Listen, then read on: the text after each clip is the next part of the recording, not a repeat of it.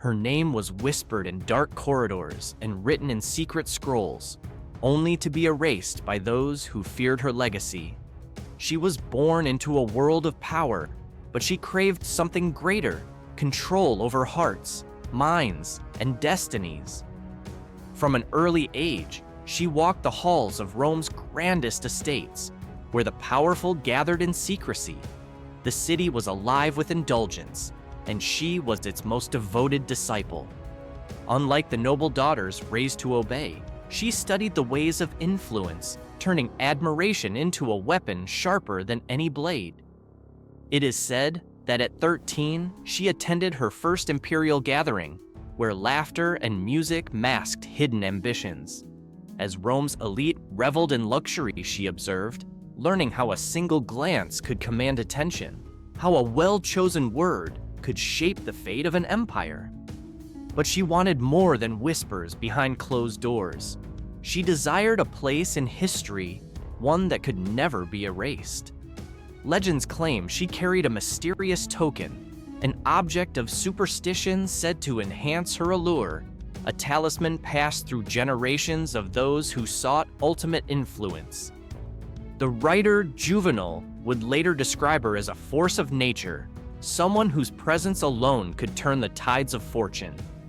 To her, boundaries were illusions, rules mere obstacles to be conquered. One night, in a grand chamber draped in silks, she issued a challenge that would be spoken of for years to come. Before Rome's most famous courtesan, she proposed a test of endurance: who could command the most devotion before the night was through. The challenger, known for her charm, stood proudly, confident in her reputation. Yet, by the time dawn arrived, she had stepped aside, exhausted, while the forbidden queen remained unshaken, victorious. Rumors spread like wildfire. Some admired her, calling her the embodiment of confidence. Others feared her, whispering that she held unnatural power over those who met her gaze. Yet no one could deny that she had become one of the most influential figures in Rome, reshaping the expectations of women in ways the Senate would never dare admit. But power is a dangerous thing, especially when it threatens those who sit upon the highest thrones. Her story was far from over, and the price of her ambition was yet to be paid. Here is the second part of your story, continuing the style and intensity of the first. Let me know if you'd like any refinements. Her name had become legend, her influence undeniable. The most powerful men in Rome sought her favor, while the most envied women imitated her every move. But where admiration grows, so too does resentment. The whispers that once praised her now carried warnings. She had risen too high, commanded too much, and those who ruled the empire would not let it stand. It was the emperor himself who first saw her as a threat. His advisors spoke of her growing circle of allies, of noblewomen who no longer accepted the roles given to them, of senators who hesitated in her presence. She had reshaped the expectations of an empire, and now the empire sought to reshape her fate. The first attempt to silence her was subtle, an invitation to leave Rome, to retire in luxury far from the city's power. She refused.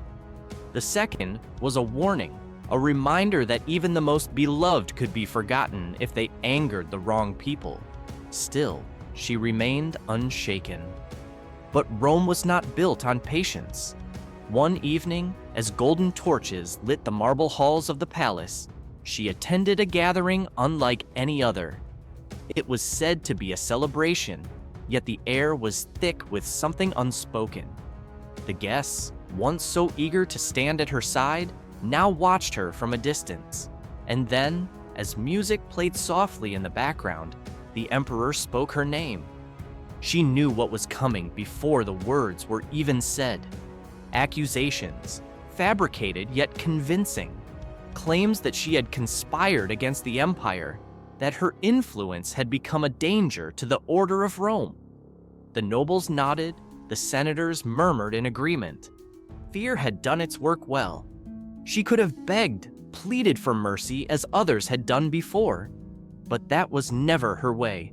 Instead, she met the emperor's gaze with the same unwavering confidence that had built her legend.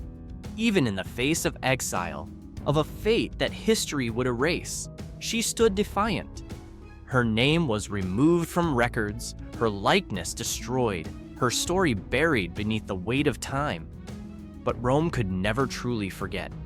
For even in silence, her legacy endured. In every woman who refused to be controlled, in every whisper of defiance that echoed through the streets, the forbidden queen of Rome lived on. Her name may be lost to history, but her story would never die.